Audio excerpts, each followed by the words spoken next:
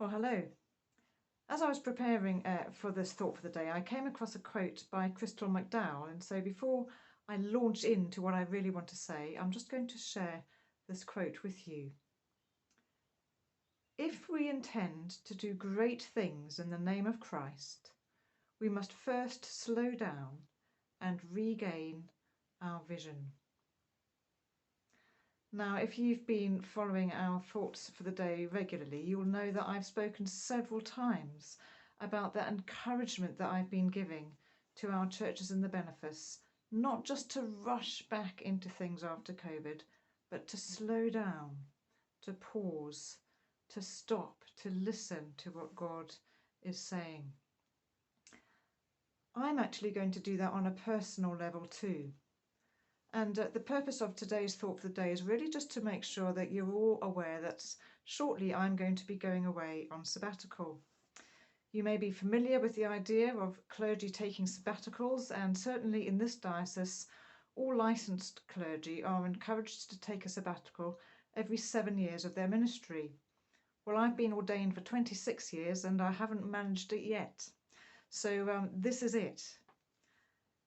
About 18 months ago now, maybe even longer than that, I spoke to all our PCCs and the Church Council at St Giles and asked them if they'd be willing for me to take a sabbatical, and was really grateful that all of them were in favour of it.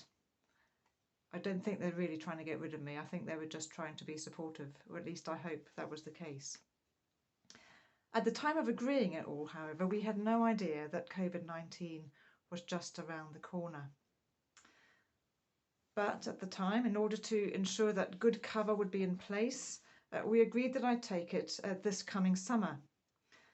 Now, I have to confess that when we then went into COVID and in the months that ensued, I began to wonder whether going away for 3 months on sabbatical was really such a good idea. But I'm really grateful to the ministry team and to some of our stewards and wardens who've encouraged me still to take it, and the diocese have encouraged that too. And so I'm going to proceed, and my sabbatical will start on the 5th of July and last for just over 3 months. Why a sabbatical, some of you may ask, or what even is a sabbatical? Well, a sabbatical is taken from the biblical principle of sabbatical, which I suspect most of you are familiar with, is an extended time away from the day-to-day ministry that clergy bring. That time in which we can make to pause, to pray, to reflect, to recenter, to learn afresh.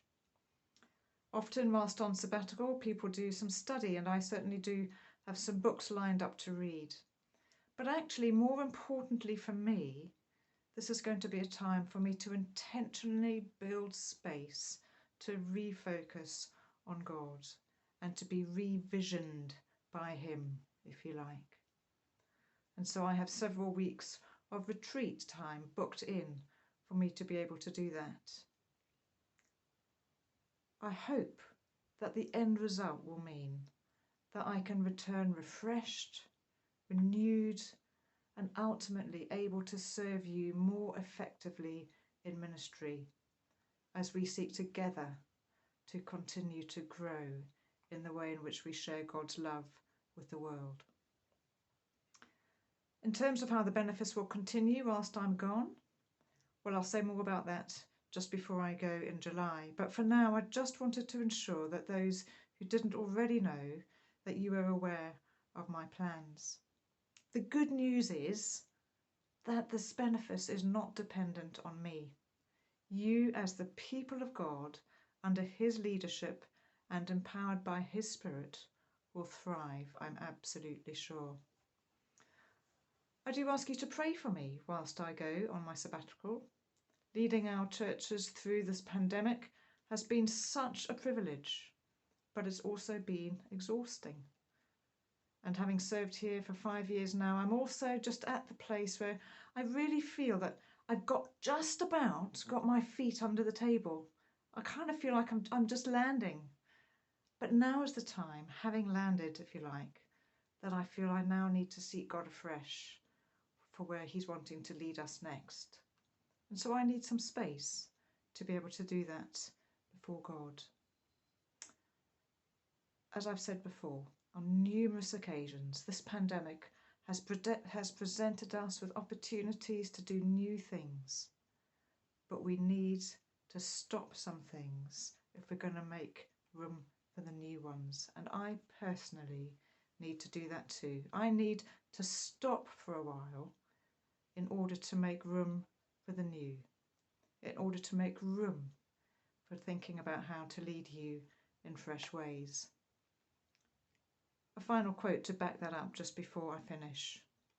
This is from Neil Donald Walsh. Yearning for a new way will not produce it. Only ending the old way can do that. You cannot hold on to the old all the while declaring that you want something new. The old will defy the new. The old will deny the new. The old will decry the new. There is only one way to bring in the new. You must make room for it. I've shared that with you once before, so you may be familiar with it. But for me, this sabbatical is about having time to rest and re-energize. But primarily it's about making the space to allow for the new, for God to speak to me, for making room for whatever ways, for whatever might be new in terms of how I continue to lead you under his direction. In the meantime, I'll be really excited to see how he continues to work amongst you and within you while I'm away. A little bit more next time. God bless.